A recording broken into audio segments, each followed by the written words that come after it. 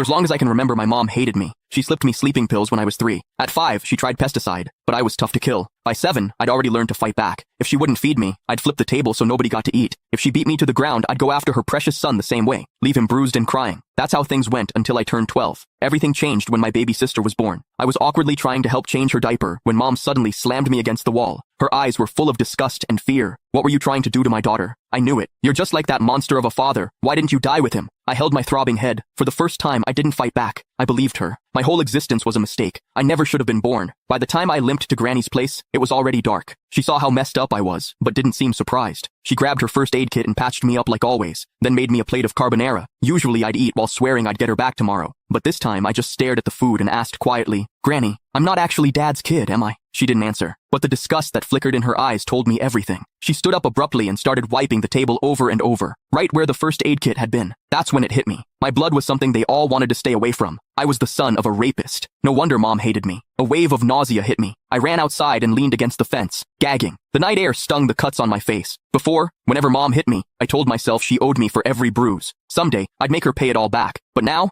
I couldn't even look her in the eye. I didn't stay at Granny's. She didn't come after me either. I just wandered the streets with nowhere to go. That's when I spotted a family outside a restaurant. They were celebrating someone's birthday, all smiles and laughter. The woman in the middle was probably the mom. She looked so happy that I instinctively stepped back. Last year, on Mom's birthday, she'd smiled just like that, until she saw me. The second I walked in, her smile vanished. Pure disgust replaced it. Back then, we had to write an essay called My Mother. I wrote that Mom was a heartless villain. My teacher dragged me to her office and lectured me for the whole period. I barely heard any of it. All I remembered was her saying, "No mother in this world would ever stop loving her child." I believed her. I saved up money from collecting recyclables and bought Mom a birthday cake. All I wanted was a hug, the same kind she gave my brother, Casper, but her cold expression felt like a knife to the heart. I felt like an idiot, standing there with that stupid cake. Anger took over. When no one was looking, I caught a couple of frogs from the garden and hid them in the cake. I can still remember her scream when they jumped out. Back then, I felt a twisted satisfaction. I thought she didn't deserve to be a mother. I thought she had it coming. But now I knew the truth. I was the one who didn't deserve anything. Just existing had hurt her. As I watched that mom smiling through the restaurant window, I made up my mind. This year, for Mom's birthday, I'd give her a present she'd actually be happy with, one that would set her free for good. I decided to die. Once that thought took hold, my steps felt lighter. I even started planning how to do it without causing trouble. Something clean, with no mess left behind. But before I could go through with it, a patrol officer spotted me and brought me home. Mom answered the door. As it shut behind us, I stared at the floor, unable to meet her eyes. Her voice cut through the air like ice. "Why didn't you just die out there?" I almost snapped back, but I bit my tongue. Still, I couldn't stop myself from asking, "What would you do if I really did die? Would she feel even a little sad? If you've got the guts, go ahead. I'd throw a party." She walked straight into my sibling's room and shut the door. I stood frozen in the living room. After a long time, you can find the full story in my bio. It's free.